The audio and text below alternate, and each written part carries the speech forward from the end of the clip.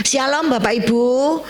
Pertama-tama saya ucapkan selamat hari kelahiran Tuhan Yesus. Selamat hari Natal 2021, Merry Christmas 2021.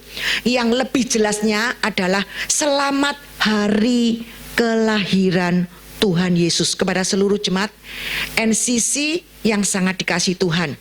Nah, seperti 2 minggu yang lalu, di mana Pak Heru berkhotbah tentang arti Natal yang pelan-pelan mulai dikaburkan maknanya oleh manusia-manusia dunia yang tidak takut akan Tuhan. Bukan jadi Merry Christmas, bukan selamat hari Natal. Mereka mengucapkan selamat hari Natal, mengucapkan Merry Christmas, tapi mereka tidak ngerti artinya Bapak Ibu. Oleh sebab itu, demikian seperti Paskah ya Bapak Ibu, selamat hari Paskah. Itu mereka ngomong-ngomong tok, tapi mereka tidak ngerti artinya apa itu Paskah, apa itu Natal. Lebih baik kita ucapkan selamat hari kelahiran Tuhan Yesus. Nah ini jelas pasti nyantol Bapak Ibu ya. Kalau Merry Christmas, selamat hari Natal, itu Natal apa ya? Natal itu gimana ya? Selamat hari Paskah itu ya begitu. Tapi kalau kita ngomongnya selamat hari kelahiran Tuhan Yesus Kristus atau selamat hari kebangkitan Tuhan Yesus Kristus, nah ini sudah jelas tidak usah kita ragukan lagi. Artinya hari ini Bapak Ibu, di kebaktian Natal sore hari ini saya akan kembali menegaskan apa makna Natal yang sebenarnya. Bukan center class ini seperti ini ya. Tadi saya hampir kepingin pakai ini, tapi karena ini lihat kok sudah masih bagus ya, akhirnya aku nggak jadi wes gitu ya. Nanti takut morat-marit ya. Nah, bukan center class. Arti Natal bukan hura-hura yang nggak jelas. Bukan tukar kado, bukan kirim-kiriman makanan. Saya lihat itu dunia sekarang ini ya. Bahkan melanda juga orang-orang Kristen, artis-artis itu ya. Aku nggak apa-apa dimasuk no Instagram. Mereka itu ya berhura-hura tanpa tahu maknanya Bapak Ibu. Nah ini yang saya sedihkan, yang saya dan Pak Heru sedihkan. Christmas kita boleh bersukacita. Sukacita apa itu? Artinya itu nggak dilarang Bapak Ibu. Kita kirim-kirim makanan, kita berhura-hura, bersenang-senang. Kita juga undang teman-teman untuk pesta di rumah. Itu tidak dilarang Bapak Ibu. Tapi kita sebagai anak Tuhan atau orang percaya harus tahu benar sebenarnya untuk apa kita ini bersukacita di hari Natal ini. Bukan cuma wah tukar kado, kirim-kirim makanan, oh thank you, oh ini happy, we wish you a Merry Christmas. Apa maksudnya? Nah, apa maksudnya? Nah, mari kita baca bersama-sama di dalam Yohanes 1 ayat 1 sampai 5. Dikatakan seperti ini. Pada mulanya adalah firman. Pertama-tamanya apa? Firman. Firman itu bersama-sama dengan Elohim. Pertama firman, jangan cepat dulu Del. Firman itu bersama-sama dengan Elohim dan firman itu adalah Elohim. Jadi ini firman bersama-sama dengan Elohim dan firman itu adalah Elohim. Kedua, ia pada mulanya bersama-sama dengan Elohim. Lihat ya, ingatlah kalau kita baca ini, pikiran kita mesti langsung lari di Kejadian. Jadilah terang, jadilah gelap. Itu siapa yang ngomong? Berfirmanlah Elohim. Jadi yang ngomong itu Elohim, yang keluar dari mulut Elohim itu adalah firman. Jadi firman ini bersama-sama dengan Elohim. Kalau kita baca ini pasti kita nyantol, oh iya firman bersama-sama dengan Elohim. Ayat ketiga, segala sesuatu dijadikan oleh dia. Dia ini yang huruf besar berarti oleh firman.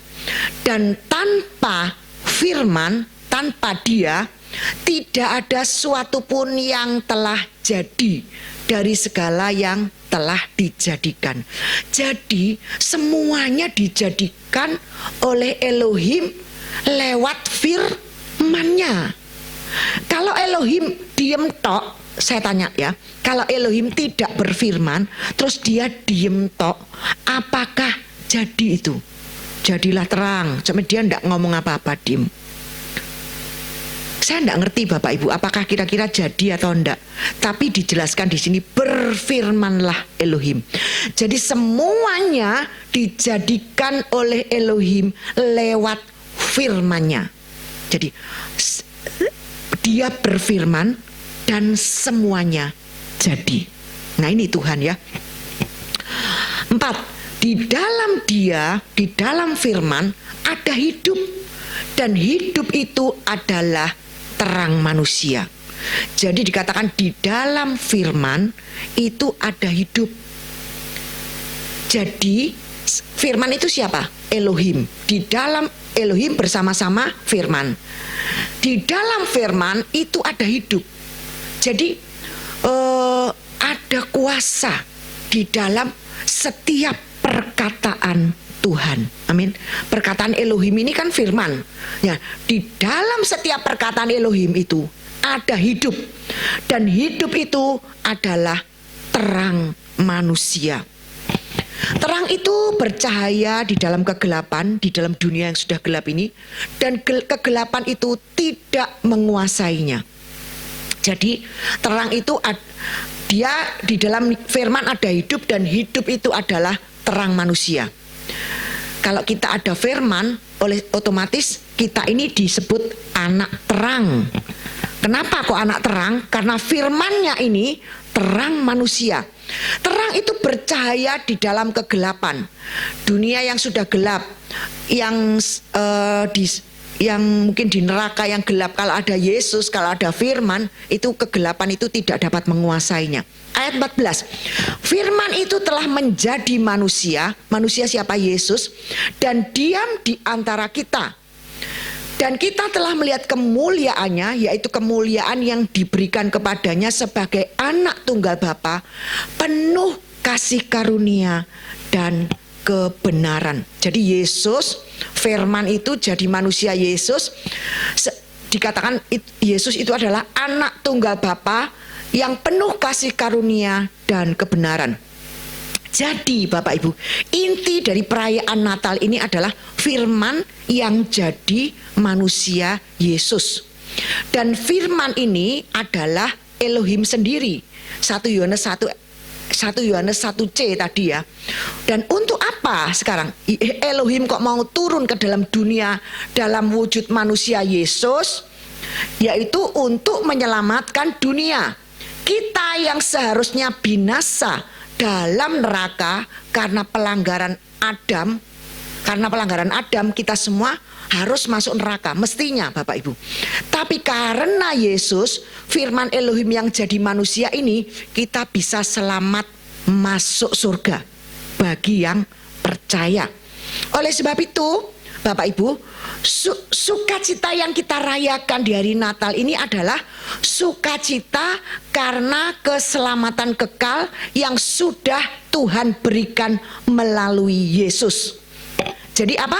Sukacita karena keselamatan kekal yang Tuhan berikan melalui Yesus. Nah, ini sukacita Natal.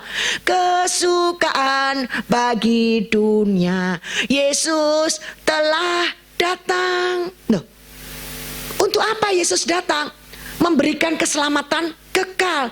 Kita yang mestinya masuk neraka, karena Yesus datang untuk kita dan kita mau terima Dia sebagai Tuhan dan Juru Selamat, kita tidak masuk neraka, tapi kita bisa dengan yakin berkata, heaven is my home. Kita masuk surga, dan itu jaminan pasti 1000% Bapak Ibu. Bagi orang yang percaya 1.000.000%. Ya, kalau 1000 kurang 1 juta. Kalau 1 juta 1 miliar. Bagi orang yang percaya kita bisa dengan yakin berkata, heaven is my home. Jadi tidak akan takut mati, karena kalau kita takut mati berarti kita masih ragu-ragu di mana kita tempatnya nanti. Tapi kalau kita percaya, kita tahu bahwa Yesus datang untuk memberi keselamatan kekal bagi setiap orang yang percaya kepadanya, kita bisa dengan yakin berkata, heaven is my home. Surga itu rumahku, bukan neraka. Kita tidak ragu-ragu lagi. Selamat enggak yo? Masuk surga enggak yo? Tiada ku ragu lagi untuk mengikutmu Yesus. Tiada ku ragu lagi untuk melayanimu. Walau banyak rintangan dan badai pun menerjang, tiada ku ragu lagi untuk selamanya. Wah, itu seneng Bapak Ibu waktu kita masih muda ya, Fran. Kita kan sekarang sudah. Iya. Ya, amin. Yesus, Yesus, kau sahabatku, penolong dalam hidupku. Semua orang mengenalmu. Engkau jalan kebenaran dan memberi hidup yang kekal bagi setiap orang yang percaya padamu. Lah, bagi setiap orang yang percaya dapat hidup kekal. Nah, sekarang sudah jelas ini, bagi setiap orang yang percaya dapat hidup kekal. Jadi nggak usah takut lagi ya. Dikatakan Yohanes 3 ayat 16 sampai 18. Saya ini senang Bapak Ibu nyanyi, ini senang. Mungkin saya di surga nanti ikut nyanyi-nyanyi paduan suara ya mungkin ya. Kalau saya di surga nanti ketemu pasti, oh Bu Lili nyanyi pasti. Oh no, cari ya. Karena saya senang nyanyi. Yohanes 3 ayat 16 sampai 18. Karena begitu besar kasih Elohim akan dunia ini sehingga ia telah mengaruniakan anaknya yang tunggal. Siapa namanya? Yesus. Supaya setiap orang yang percaya kepadanya tidak binasa. Setiap orang yang percaya loh, percaya tok loh, tidak binasa. Kurang apanya, Tuhan itu luar biasa ya. Tapi masalahnya percaya itu kalau bukan Tuhan nggak bisa, Bapak Ibu ya. Oleh sebab itu kalau kita tidak dapat kasih karunia dari Tuhan, sulit untuk percaya. Aku ceritani, ada orang satu di sini tak ceritani Yesus sampai kesel. Padahal dengar khotbah tiap hari belum ya, tapi aku percaya suatu saat ya, iya loh, tiap hari, tiap minggu ketemu saya, Yesus terus. Nah, siapa dia? Rahasia, ya toh. Saya ini cinta pol sama dia, sayang sungguh luar biasa. Dia seperti keluargaku sendiri. Tapi tak ceritani Yesus, krungu Yesus tiap minggu. Nek di kantor tak ceritani Yesus. Yo belum Bu Lili, yo wis. Karena tuh Yesus, ya toh. Setiap orang yang percaya kepadanya ndak binasa, melainkan beroleh hidup kekal. Sebab Elohim mengutus anaknya ke dalam dunia bukan untuk menghakimi. Jadi Yesus datang ke sini, lahir di palungan ini bukan untuk menghakimi, tetapi untuk menyelamatkan oleh Dia. 18. Barang siapa percaya kepadanya, ia tidak akan dihukum. Loh, wes enak jelas loh. Barang siapa percaya kepadanya, ia tidak akan dihukum. Barang siapa tidak percaya, ia telah berada di bawah hukuman. Sebab ia tidak percaya dalam nama anak tunggal Elohim. Jadi jelas ini, barang siapa percaya kepadanya tidak akan dihukum. Jadi tidak ada sini dihukum-hukum, itu tidak ada. Jelas ya. Barang siapa tidak percaya, syarat keselamatan itu cuma percaya tok wis. Nanti dengan percaya ini terus kita melihat Yesus. Oh, makanya loh Bu, nek percaya terus nyolong gimana? Masa masuk surga gitu ya. Nah, saya tidak mau membahas itu karena kalau kamu percaya Yesus dan kamu ada di suatu di suatu tempat yang betul, maksudnya begini, firmannya ini Yesus terus, kamu tidak akan nyolong Bapak Ibu, kamu tidak akan maling. Kalau kita ada di suatu tempat yang tepat, kan firmannya ini Yesus tok, pasti nanti kita jadi seperti dia. Apakah Yesus curi? Enggak pernah. Apakah Yesus pernah berbuat jahat? Enggak pernah. Kalau kita melihat Yesus terus, nanti kita akan jadi seperti dia. Tapi kalau kita melihat manusia, melihat diri kita sendiri, melihat sekitar kita, kita akan jatuh Bapak Ibu. Oleh sebab itu perlu kita bicara Yesus. Kita fokus kepada Yesus, bukan fokus kepada diri kita, bukan fokus kepada yang lainnya, manusia dan semuanya. Tidak ada, fokusnya harus Yesus. Nanti pasti engkau akan berubah dengan sendirinya. Karakter-karakter ini yang jelek-jelek ini akan hilang dengan sendirinya kalau kita fokus kepada Yesus. Nah, barang siapa tidak percaya, ia telah berada di bawah hukuman, sebab ia tidak percaya dalam nama Anak Tunggal Elohim. Jelas ya, yang tidak percaya sudah berada di bawah hukuman. Gak usah ditunggu nanti, sudah di bawah hukuman loh, bayangkan. Tapi barang siapa yang percaya, dia tidak dihukum. Nah, sekarang kita kembali kepada firman yang jadi manusia ini, yang adalah Elohim ini. Kita akan membahas lebih dalam lagi ya. Sekarang kita sudah tahu ya Bapak Ibu, bahwa firman itu sama dengan Yesus, sama dengan Elohim. Maka kita juga harus tahu bahwa firman itu adalah Yesus, atau Elohim itu juga sama dengan buah pohon kehidupan yang ditanam oleh Tuhan di tengah-tengah Taman Firdaus. Jadi kan tadi kita ngomong Yesus sama dengan firman sama dengan Elohim, firman sama dengan Elohim sama dengan Yesus, diwolak-walik begitu, podo ya, sama ya. Tapi juga sama juga dengan buah pohon kehidupan yang ada di tengah-tengah Taman Firdaus. Itu apa? Pohon kehidupan yang di tengah-tengah Taman Firdaus itu apa? Itu juga Yesus Bapak Ibu. Jadi Yesus, firman, Elohim sama dengan juga buah yang ada di tengah-tengah Taman Eden, buah pohon kehidupan yang ada di tengah Taman Eden. Mari kita baca kitab Kejadian 2 ayat 8 dan 9, terus loncat ayat 16 sampai 17. Selanjutnya Yahweh Elohim membuat taman di Eden. Di sebelah timur, di situ ditempatkannya manusia yang dibentuknya itu. Lalu Yahweh Elohim menumbuhkan berbagai-bagai pohon dari bumi ya, yang menarik dan yang baik untuk dimakan buahnya, dan pohon kehidupan di tengah-tengah taman itu. Kira-kira pohon kehidupan ini dari bumi enggak? Enggak Bapak Ibu. Dan pohon kehidupan di tengah-tengah taman itu serta pohon pengetahuan tentang yang baik dan yang jahat.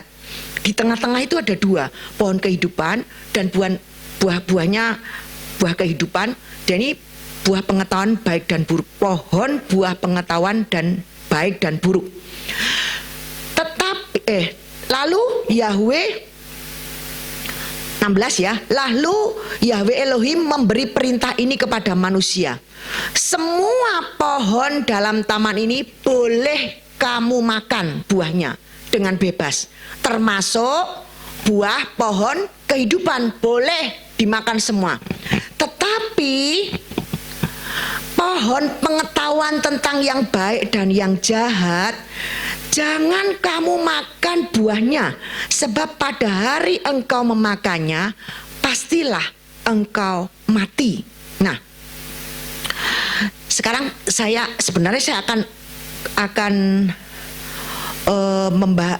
tidak akan membahas tentang pada hari engkau memakannya. Ini sebenarnya menarik juga Bapak Ibu.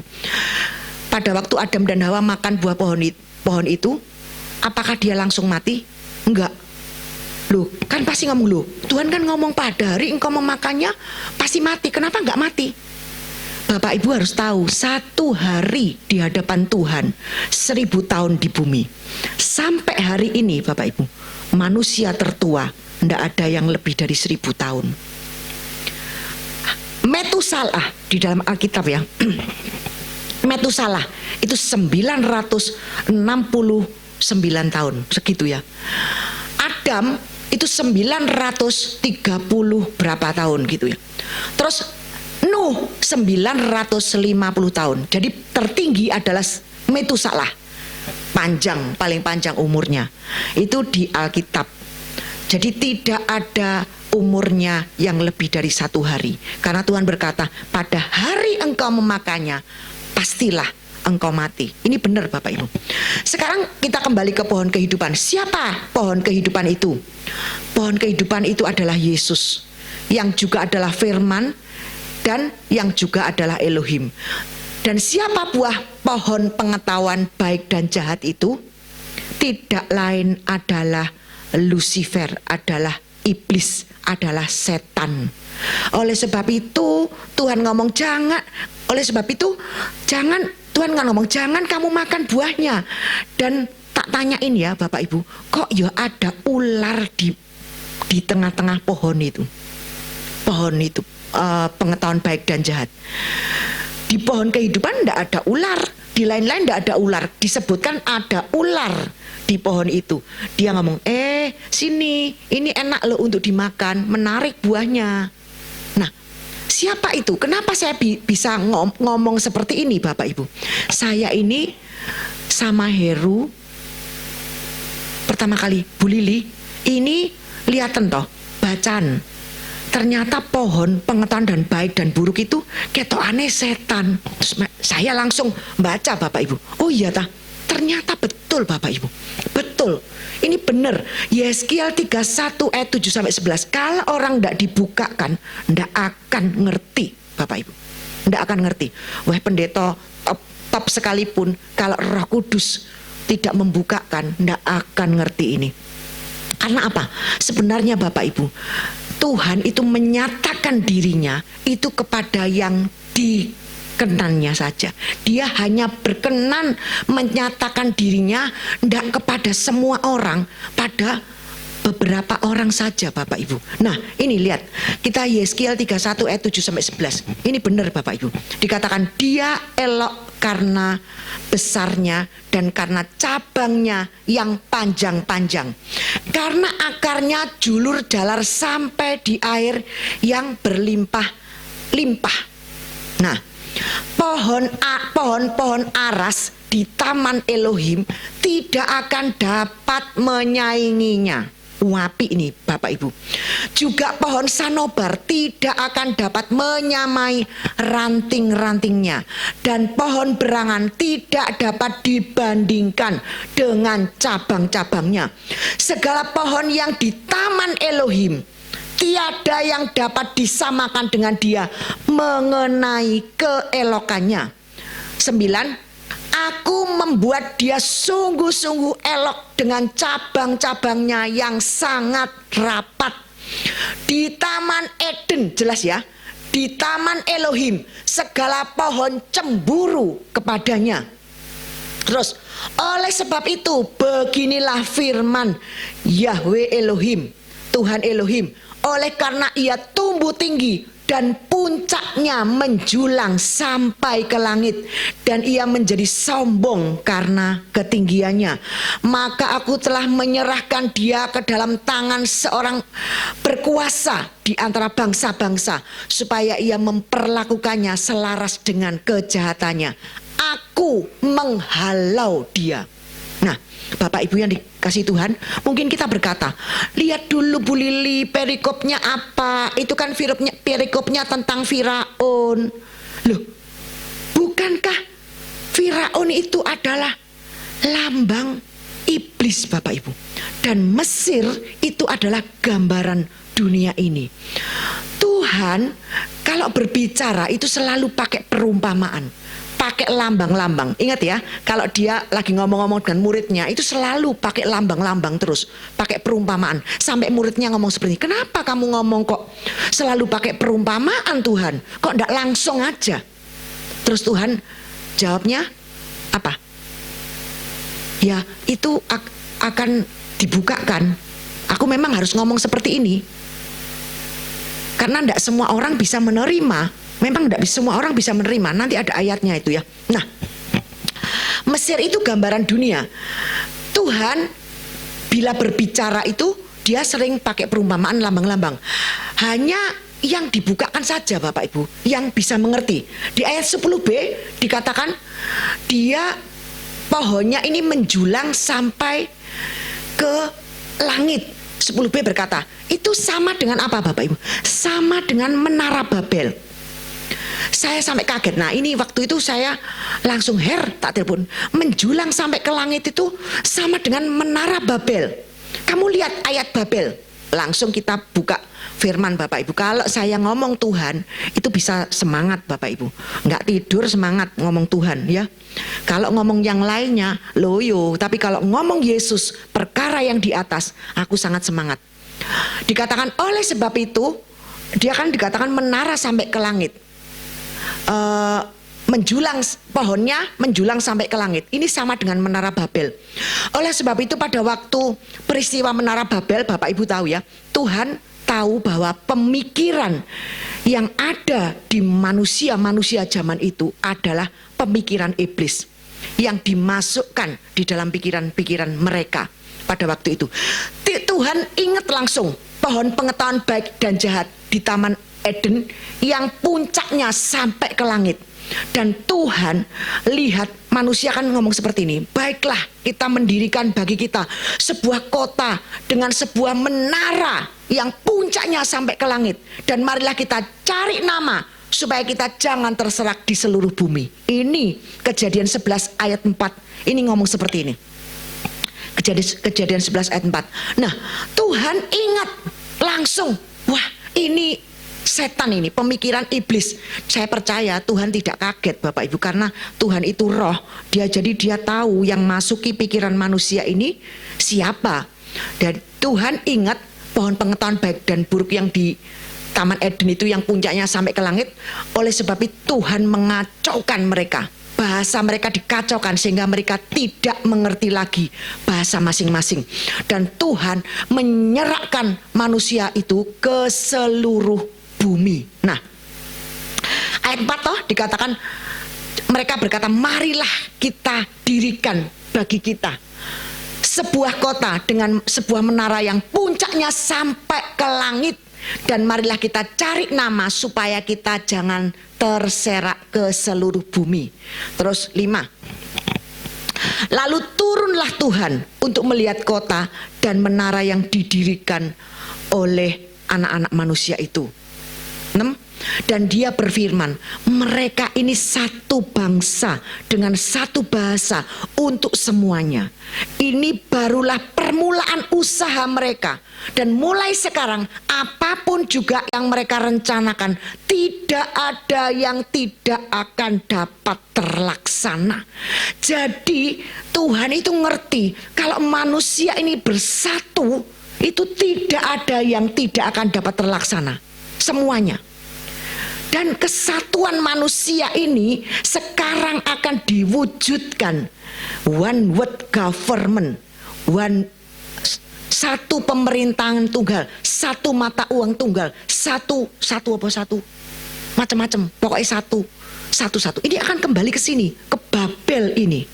Oleh sebab itu, kan pada waktu malaikat di Wahyu itu telah runtuh Babel. Ngerti ya? Ada Babel besar telah runtuh. Babel itu maksudnya ya ini one world government. Ini Tuhan tahu kalau satu kesatuan ini jadi lagi, digerakkan lagi jadi Babel lagi nih Bapak Ibu. Jadi merababel lagi. Ini berawal dari sini. Jadi kalau mulai mereka bersatu, unity, ada kesatuan lagi, mereka tidak ada yang tidak dapat terlaksana. Apapun apapun yang direncanakan bisa dijalankan karena ada iblis di dalamnya, Bapak Ibu. Lah, luar biasa ini. Kalau saya kupas lebih lanjut, Isa mengupas tentang akhir zaman. Karena ini benar, Bapak Ibu. Nanti kita bisa buka kitab Wahyu dan semuanya. Tuhan kacaukan mereka. Akhirnya mereka terserak-serak dengan bahasa yang enggak sama semua. Akhirnya enggak jadi membangun menara Babel. Nah, sekarang kita bisa tahu atau sedikit terbuka ya tentang pohon pengetahuan baik dan jahat, tentang pohon kehidupan. Nah, sekarang Bapak Ibu kita bayangkan kehidupan Adam dan Hawa pada waktu di Taman Eden. Sebelum mereka makan buah pengetahuan baik dan jahat itu, sekarang tak tanyain, kalau Adam pada waktu itu kan nggak pernah makan, nggak pernah tahu ini, oh ini baik, ini jahat, dia nggak pernah tahu. Yang dia tahu adalah baik semua. Pohon kehidupan, Yesus tok. Yang dia tahu itu Yesus tok pokoknya. Apakah Adam pernah takut? Apakah Adam pernah khawatir? Apakah Adam pernah stres? Apakah Adam pernah sakit? Dan apakah Adam bisa mati? Nggak ada, Bapak Ibu, nggak bisa. Nah, tidak akan bisa. Karena apa?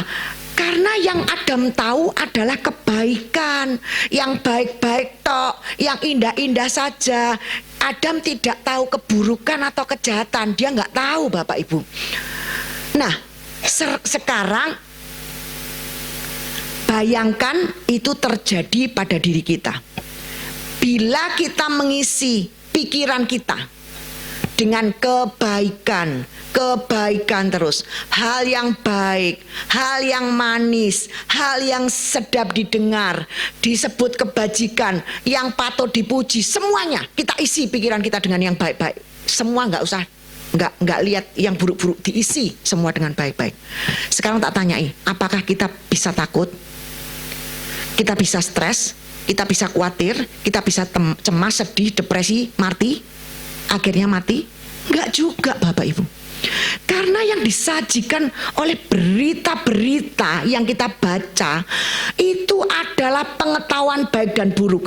Yang disajikan oleh Mbah Google itu pengetahuan baik dan buruk semuanya. Makan ini akibatnya ini, makan ini akibatnya ini. Coba kita enggak tahu, makan terus. Ayo tak tanya, orang gila itu loh, Bapak Ibu. Enggak mandi, enggak adus, kok enggak ada masuk angin? Tak tanyai sekarang. Kita di rumah masuk angin terus ya. Masuk angin terus. Terus wis kerian, wis pijet semua masuk angin terus. Ayo, tak tanyain sekarang. Kenapa mereka enggak alami itu? Karena di pikirannya dia wis gak ono itu masuk angin. Wis gak ono itu sakit. Yang ada aku sehat pokoknya. Kan dia enggak ngerti. Nah, sama juga. Saya ini kan bergaul dengan Valeri, anak kecil yang dibawa ke surga. Dia ngomong gini sama saya, kalau di heaven itu enak banget, Anti Lili. Kenapa? Karena ndak ada takut, ndak ada orang jahat. Kalau di sini aku mau kencing di Grand City aja, aku harus diantar sama Mbak. Takut ada orang jahat, takut diculik, takut apa. Kalau di heaven freedom. Saya berkata, mikir, iya bener ya. Kalau nggak ada jahat, nggak ada, kita nggak tahu kejahatan, nggak tahu semuanya, kita bisa nggak takut, Bapak Ibu. Coba kalau kita nggak diomongi, di situ ada setan, kita apa takut setan? Nggak pernah ada takut. Kita akan maju terus saja, jalan terus, karena nggak pernah kita tahu. Nah, jadi di sini yang mengisi pikiran kita itu menentukan hidup kita. Mau diisi apa pikiran kita? Diisi berita-berita, kita takut. Saya pernah stres, Bapak Ibu. Sampai baca koran itu gini. Sampai baca koran itu gemeter. Karena terlalu banyak baca koran. Bangun pagi, bangun tidur zaman dulu ya, sebelum saya melayani Tuhan. Saya langsung ambil koran, baca koran. Bangun tidur, baca koran, bukan firman. baca koran. Akhirnya stres Bapak Ibu. Sampai hari ini aku tidak pernah baca koran. Sampai hari ini aku tidak pernah. Kalau baca berita-berita yang mulai nggak enak, terus mulai nggak enak, langsung buang. Karena itu mempengaruhi kita. Menurut penelitian ilmuwan ya, penyebab manusia mati itu 90% karena pikiran. Stres, depresi, takut, cemas, khawatir, dan 10% tok yang disebabkan oleh makanan. Nah, kemarin kan tak muat itu di YouTube, di fellowship ya, di grup ya, untuk kita bisa tahu. Memang betul. Nah, pikiran ini yang sudah jatuh akibat makan buah pengetahuan baik dan jahat, itu menyebabkan timbulnya banyak penyakit dan kematian. Nah, dikatakan jatuh dalam dosa, Adam jatuh dalam dosa. Yang jatuh ini apanya? Bukan orangnya. Yang jatuh ini pikirannya. Yang dulu tidak pernah mikir jelek, sekarang pikirannya malah jelek. Dulu tidak pernah mikir yang ini nanti akibatnya seperti ini, tidak pernah. Sekarang pikirannya jadi begitu. Nah, ini dikatakan jatuh di dalam dosa. Nah, oleh sebab itu Paulus berkata dalam Filipi 4 ayat 8 berkata seperti ini. Jadi akhirnya saudara-saudara semua yang benar, semua yang mulia, semua yang adil, semua yang suci, semua yang manis, semua yang sedap didengar, semua yang disebut kebajikan dan patut dipuji, pikirkanlah semuanya itu. Terus kita mikir loh, apa maksudnya ini Bu? Semua yang benar, apa itu yang benar? Apakah ada yang benar di dalam dunia ini? Enggak ada. Siapa yang benar? Yesus. Semua yang mulia, apakah ada yang mulia di dunia ini? Enggak ada Bapak Ibu. Siapa yang mulia? Hanya Yesus. Semua yang adil, apakah ada yang adil? Manusia yang adil di dunia ini? Enggak ada. Yang adil hanya Yesus. Semua yang suci, siapa yang suci? Apakah ada yang suci di sini? Tidak ada. Siapa yang suci? Hanya Yesus.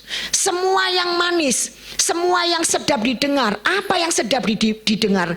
Hanya kata-katanya Yesus, hanya firman-Nya Yesus. Semua yang disebut kebajikan dan patut dipuji, pikirkanlah semuanya itu.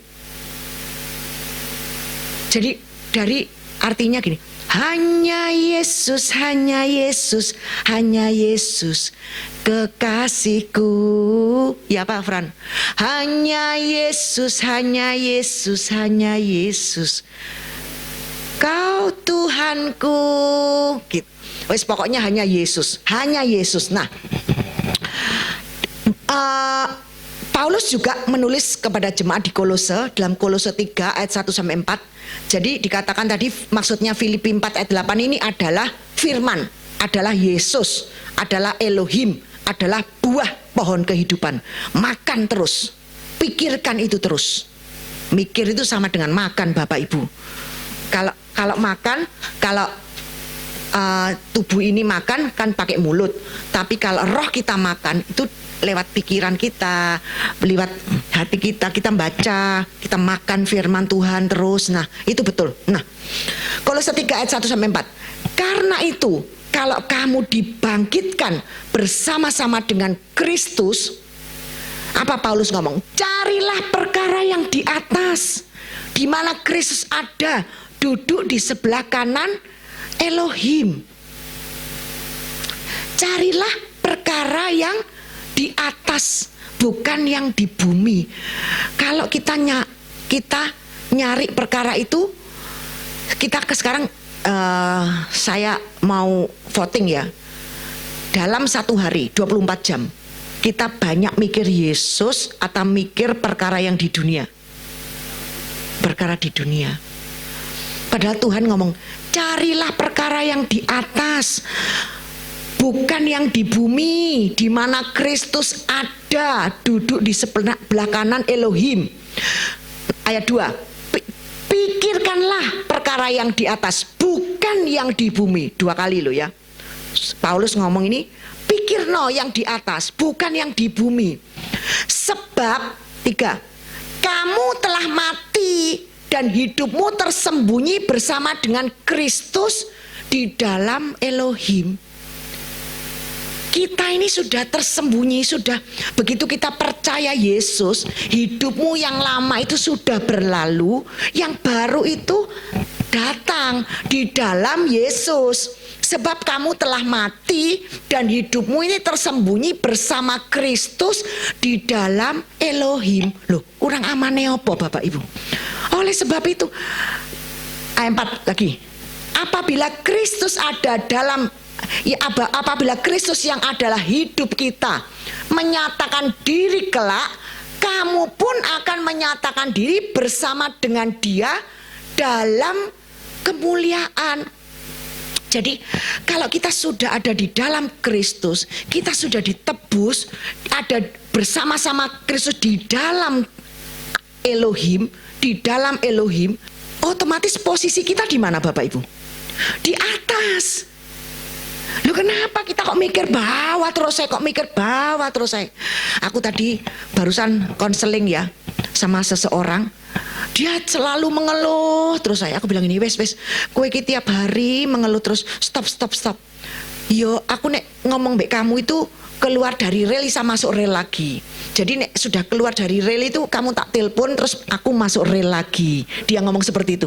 Ya ajak keluar, ayo masuk terus. Nah, karena apa? Selalu iblis itu selalu mengarahkan pikiran kita ini pada perkara yang di dunia ini. Padahal dunia ini akan segera kita tinggalkan Bapak Ibu. Kita berapa lama sih hidup? Sekarang tak tanyai, orang mati tidak harus tua, orang mati tidak harus sakit. Kita setiap saat bisa check out dari sini.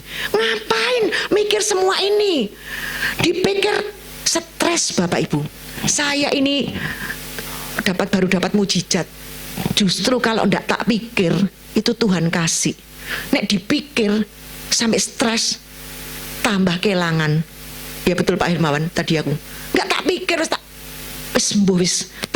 lepaskan aja. Tuhan tak lepaskan, tapi Tuhan justru kita lepaskan, kita justru tambah menerima. Nah, kembali ke sini. Oleh sebab itu Paulus berkata, cari perkara yang di atas. Dikatakan jatuh di dalam dosa. Yang jatuh ini pikirannya, bukan orangnya jatuh, bukan Adam jatuh, tapi pikirannya yang jatuh. Jatuh ini ke bawah, bukan jatuh itu ke atas Bapak Ibu, jatuh ini ke bawah. Oleh sebab itu Paulus ngomong, kamu ini posisinya sudah di atas, di dalam Kristus bersama-sama dengan Elohim. Ngapain kamu cari perkara yang di bawah terus? Carilah perkara yang di atas, di mana Kristus ada. Pikirkanlah perkara yang di atas, bukan yang di bumi. Memang iblis itu pointer Bapak itu, suka buat pikiran kita jatuh terus ke bawah. Perkara yang di bawah. Contoh, mikiri apa? Pekerjaan kita pikir terus saya. Kesehatan kita pikir, anak-anak kita pikir. Pokoknya apapun Bapak Bu, yang senternya bukan di atas tapi di bawah, itu Tuhan tidak mau. Dia pengen kita hanya mikiri Dia saja. Kalau kita mikiri Yesus saja, semuanya ditoto Bapak Ibu. Kalau kita mikiri persoalan kita, belum tentu kita bisa menyelesaikan, malah iso tukaran Bapak Ibu, malah iso marah. Saya sekarang kalau ada masalah, saya tidak akan langsung pergi orang itu Bapak Ibu. Saya mesti ngomong sama Tuhan. Tuhan, aku ini seperti ini. Jadi ngomong sama Tuhan, kamar saya ini jadi kamar secret place, ruangan rahasia saya dengan Tuhan. Boleh tanya sama Vivi, sama Juan, saya bangun tidur sampai setengah 12, jam 11 baru keluar kamar. Padahal saya di kamar tidak tidur Bapak Ibu. Saya di meja, saya telepon, saya nulis, saya baca, saya ngomong-ngomong, saya sembayang di situ. Jadi itu secret place saya dengan Tuhan. Kolose 3 ayat 3 berkata, sebab kamu telah mati dan hidupmu tersembunyi bersama dengan Kristus di dalam Elohim. Dikatakan, nah ini seperti ini Bapak Ibu. Ingat enggak Bapak Ibu tentang Tuhan Yesus yang makan ikan goreng? Ya, sekarang tak tanyain ya, Tuhan Yesus itu roh atau daging setelah bangkit loh ya. Setelah bangkit Tuhan Yesus itu roh atau daging dan roh? Siapa roh? Siapa daging? Siapa daging dan roh? Wah, ini yang betul. Siapa? Tuhan Yesus itu daging dan roh. Ya, betul-betul. Pada waktu dia bangkit dari kematian, dia daging dan roh. Dia bukan roh. Dia berkata seperti ini, ini loh, masuk no tanganmu di tanganku. Masuk no, cocok no jarimu.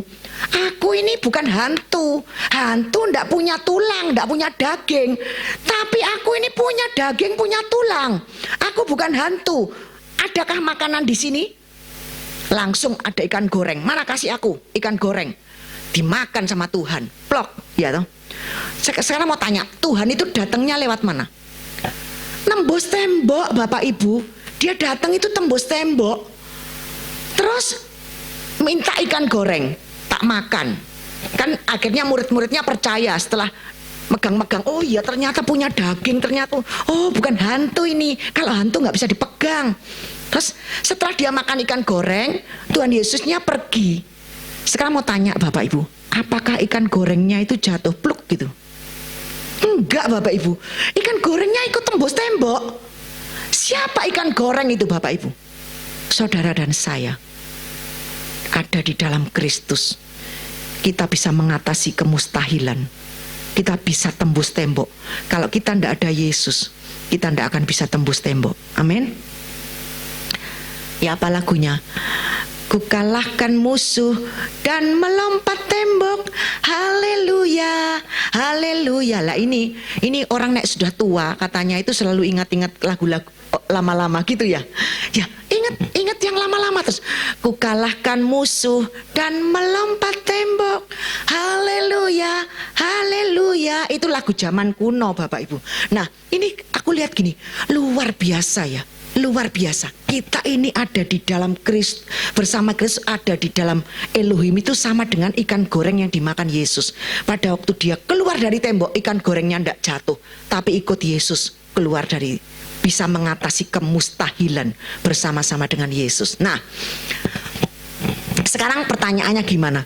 Ya apa Bu caranya? Aku ini bisa mikir perkara yang di atas gitu toh? Ya, caranya piye? Dimulai dengan baca firman Bapak Ibu. Baca firman. Pada mulanya adalah firman. Firman ini bersama-sama dengan Elohim dan firman ini Elohim. Cintailah firman. Kalau kita tidak baca firman, pertama-tama baca firman dulu. Terus diskusikan ini firman. Ngomong-ngomong kayak aku cerita tanya Heru. Her ini maksudnya apa Her? Kok bisa begini? Dia tidak ngerti, akhirnya kita berdiskusi. Nah, mikirin perkara yang di atas ini menarik sekali Bapak Ibu. Mikirin surga ini kayak apa ya? Kayak apa ya surga ini? Kemarin Bapak Ibu, saya ini punya teman 25 Desember kemarin 40 harinya. Temanku yang setia ini loh, yang dipanggil Tuhan kemarin 40 harinya pas 25 Desember. Saya ini ambil gitar ini mikir Bapak Ibu, aduh 25 Desember ya. Biasanya dia ngerayain Natal bersama suaminya di luar pulau, kan suaminya gembala gereja yang besar ya. Aku ini nyanyi, kasihan ya, tak SMS terus suaminya. Kamu nggak usah susah, istrimu. Pertamanya mau nulis sudah berbahagia. Ternyata istrimu juga merayakan Natal di surga. Itu siapa yang ngisi pikiranku seperti itu? Istrimu sekarang merayakan Natal di surga. Langsung saya kaget loh. Amai di surga ono Natal ya? Ada Bapak Ibu.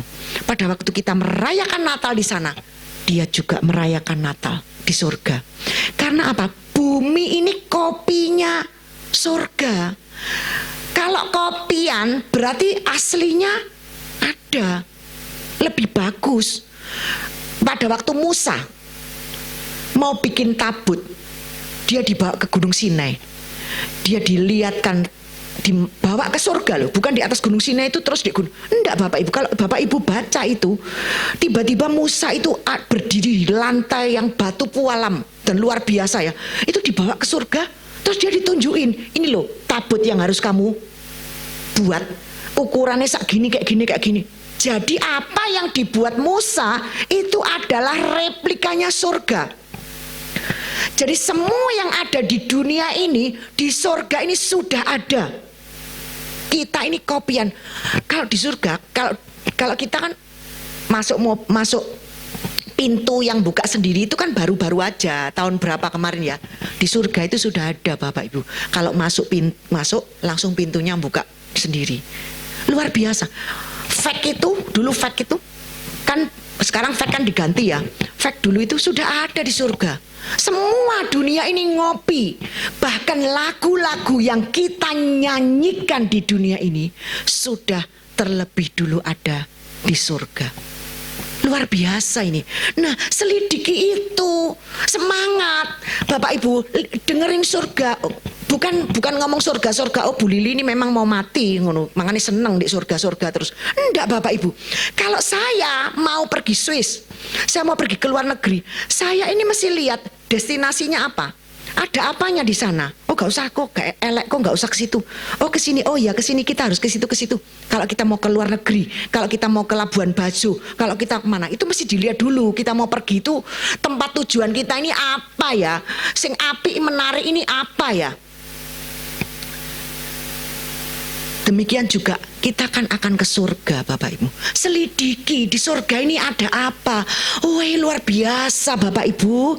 Kalau Bapak Ibu tahu itu, Bapak Ibu tidak akan pernah takut mati. Bahkan hidup adalah Kristus, mati itu suatu keuntungan. Itu akan kita bisa ucapkan. Pikirkan perkara di atas, jangan bumi-bumi terus, bawah-bawah terus. Kita ganti Kristus, surga, rapture, sekalipun kita ngomong rapture, gak rapture sampai kesel kadang-kadang Bapak Ibu. Her kok ngomong rapture kok gak rapture ya Her. Tapi gak apa-apa, kita gak boleh terpaku mau rapture, gak rapture, mau pokoknya surga itu tujuan kita. Ngomong terus, kita cari Bapak Ibu, cari apa ya sebenarnya yang terjadi sebelum dunia ini ada apa ya di balik ini. Pada waktu itu Tuhan itu malaikat memberontak itu kapan ya? Ada apa? Keadaan sebelum bumi diciptakan. Itu diselidiki Bapak Ibu, luar biasa ini. Karena apa? Ini menarik dunia roh ini nanti ya kalau kita pulang ke surga sana ya. Kita akan belajar Bapak Ibu. Belajar diceritain sama Adam, bukan sama Adam. Aku enggak suka sama Adam ya Bapak Ibu, karena Adam itu membuat kita sengsara semua ya. Kita ketemu Abraham, ketemu nabi-nabi. Kita diceritain tentang dunia roh. Dan itu sangat menarik luar biasa. Siapa yang suka adventure pasti suka itu, luar biasa. Paul senang ya. Mikirin malaikat, mikirin kerup itu modelnya kayak apa ya, kaki kok sayapnya ada banyak ya, nutupi muka, nutupi tangan, nutupi kaki. Nah itu kita belajar bagaimana suasana surga, bagaimana tahta Elohim itu, bagaimana tabut perjanjian yang ada di surga, ditaruh di mana ya kira-kira. Nah Bapak Ibu, itu yang membawa kita selalu memikirkan perkara yang di atas, bukan yang bumi. Bukan kita nggak boleh Bapak Ibu mikir kerja, kesehatan anak, boleh, tapi jangan itu mendominasi pikiran kita. Tadi kan sudah saya tanya, dalam 24 jam kamu mikiri Tuhan itu berapa menit? Tak tanyain sekarang. Nggak sampai 5 menit. Tapi kalau kita sudah ngerti sekarang, kita akan bawa pikiran kita mikirin Kristus, mikirin keindahannya, mikirin Tuhan yang baik dan semuanya. Itu nanti ditoto itu pekerjaanmu, ditoto anak-anakmu, dipilih no mantu kamu, dipilih no semuanya jadi baik Bapak Ibu. Seperti rumah tanggaku sekarang, baik Bapak Ibu.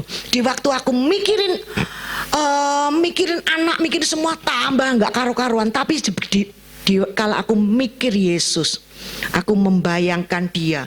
Aku melihat surga. Aku lihat segala sesuatu yang ilahi di luar pandangan mata manusia ini. Aku lihat, terus aku selidiki semuanya. Semuanya akan jatuh pada tempatnya masing-masing.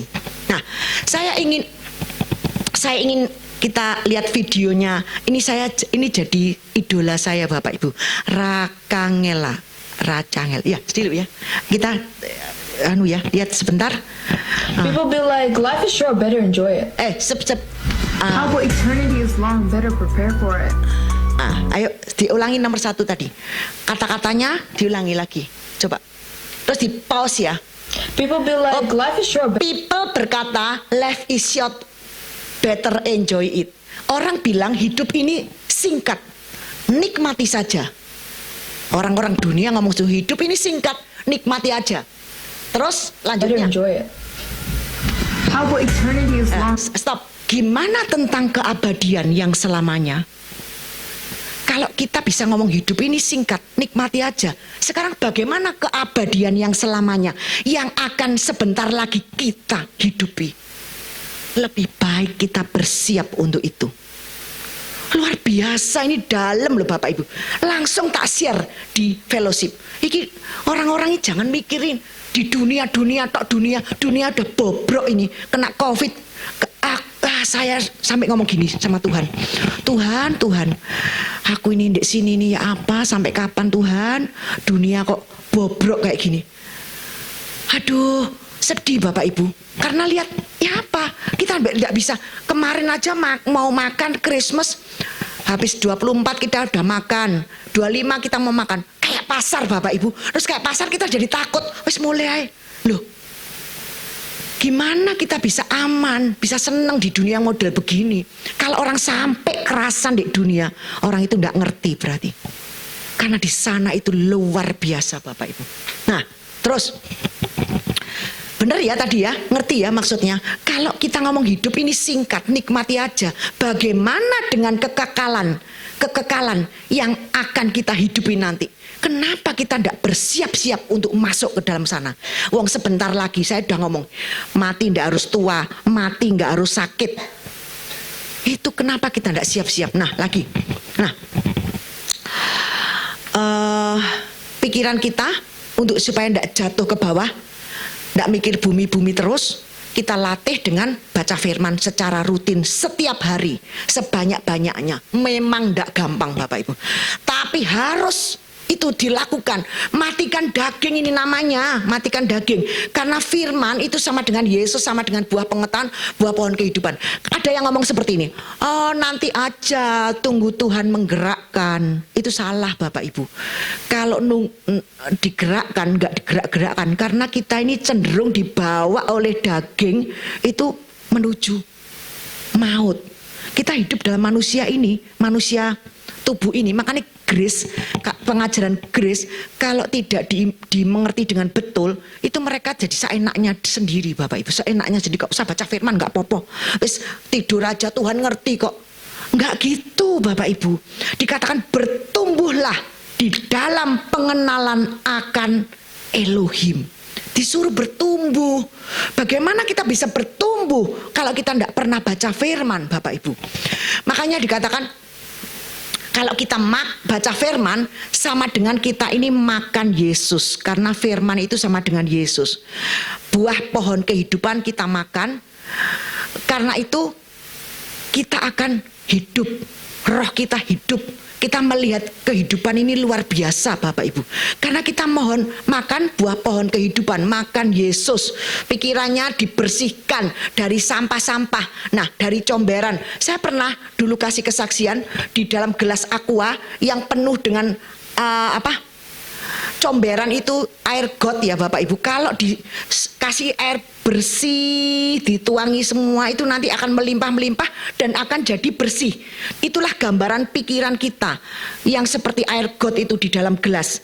Kalau dikasih air bersih putih itu gambaran firman, gambaran Yesus dikasih terus sampai meluber-meluber. Lama-lama itu jadi bersih, satu gelas ini bersih penuh air. Nah itu gambaran kalau pikiran kita dicuci dengan firman. Karena Karena kita ini manusia roh Bapak Ibu. Maka manusia roh kita ini butuh makanan. Makanannya apa? Firman Kristus. Kita akan baca 1 Timotius 4 ayat 7 sampai 8. Dan kita akan sebentar akan selesai ya. 1 Korintus 4 ayat 7 sampai 8. Tetapi jauhilah tahayul dan dongeng nenek-nenek tua. Latihlah dirimu beribadah. Beribadah bukan hanya datang ke gereja, tapi juga baca firman. Latihan badani, olahraga, dan semuanya itu terbatas gunanya. Tapi ibadah itu berguna dalam segala hal di dunia dan di surga. Karena mengandung janji, baik untuk hidup ini maupun untuk hidup yang akan datang. Yang hidup yang singkat ini dan hidup yang kekal akan datang. Terus lagi, perkataan ini benar, 9. Perkataan ini benar dan patut diterima sepenuhnya. Jadi kalau kita latih diri kita dengan baca firman, beribadah setiap hari, maka pelan-pelan rasa takut, cemas, khawatir, stres itu akan pergi, akan sirna. Kita makan Yesus, makan buah pohon kehidupan, maka kita akan dipenuhi dengan hikmat Tuhan. Pikiran Kristus ada di pikiran kita. Seperti yang dikatakan oleh Paulus di dalam 1 Korintus 2 ayat 16 berkata, sebab siapakah yang mengetahui pikiran Tuhan sehingga ia dapat menasehatinya? Tapi kami, Paulus bisa berkata, memiliki pikiran Kristus. Kenapa Paulus bisa berkata, kami memiliki pikiran Kristus? Kenapa dengan sombongnya dia bisa berkata seperti itu? Mungkin kita berpikir begitu ya. Dikatakan, karena kalau kita baca firman, maka kita akan dipenuhi dengan hikmat Tuhan Bapak Ibu. Sehingga Paulus bisa berkata, aku memiliki pikiran Kristus. Dikatakan kalau kita memiliki pikiran Kristus, kita punya hikmat. Jadi kita itu kalau menasehati orang itu bisa terima Bapak Ibu. Karena ada roh nasihat di dalam Kristus, di dalam Tuhan. Jadi kalau kita menasehati, kita menghibur, itu bisa langsung mancep Bapak Ibu, langsung masuk di orang itu. Kita baca Filipi 2 ayat 1. Jadi karena dalam Kristus ada nasihat, ada penghiburan kasih, ada persekutuan roh, dan ada kasih mesra dan belas kasihan. Jadi kalau kita penuh dengan Kristus, dipenuhi dengan firman Tuhan, kita bisa menasihati orang dengan kasih Kristus. Kita bisa menghibur orang dengan penghiburan Kristus. Kita bisa ada persekutuan dengan roh, ada kasih mesra. Kita bisa punya belas kasihan. Dan yang terpenting adalah satu, kita ada kerendahan hati. Nanti akan saya khotbahkan tentang kerendahan hati. Kerendahan hati ini adalah sifatnya Tuhan.